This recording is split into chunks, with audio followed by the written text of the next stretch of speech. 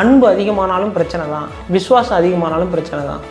அன்பு அதிகமானால் எப்படி பிரச்சனையாகும்? ஃபார் எக்ஸாம்பிள், ஒருத்தவங்க ஒரு நாய் வளர்த்தாங்களாம், நாய்க்குட்டி ரொம்ப ஆசையாக வளர்த்தாங்களாம். அவனுக்கு குழந்தை இல்லையா, அந்த நாய்க்குட்டியை தான் 2 வருஷமாக அவங்க குழந்தையை தாண்டி ரொம்ப பாசத்தோடு வளர்த்தாங்களாம்.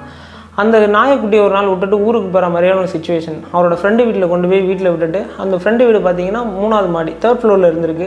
அங்கே கொண்டு போய் அந்த நாய்க்குட்டியை விட்டுட்டு இவங்க ட்ரெயின் ஏற ஸ்டேஷன் போயிட்டாங்க.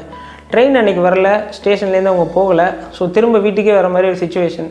திரும்ப வீட்டுக்கு வரும்பொழுது நாய்க்குட்டியை கூட்டிகிட்டு வந்துடலான்னு நாயை பார்க்க போகிறாங்க.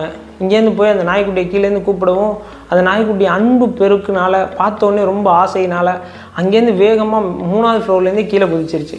கீழே குதிச்சு என்ன ஆயிடுச்சு, அதுக்கு கை காலை எல்லாமே முறிவடைஞ்சு ஒரு 1 வீக்கில் அந்த நாய் இறந்துருச்சு. இது வெறும் அன்பு மிகுதியினால் வெறும் இறப்பு மட்டும் இல்லை. நம்ம என்ன பண்ணுவோம், அன்பு மிகுதியினால் நிறைய வார்த்தைகள் தப்பாக விட்டுருவோம்.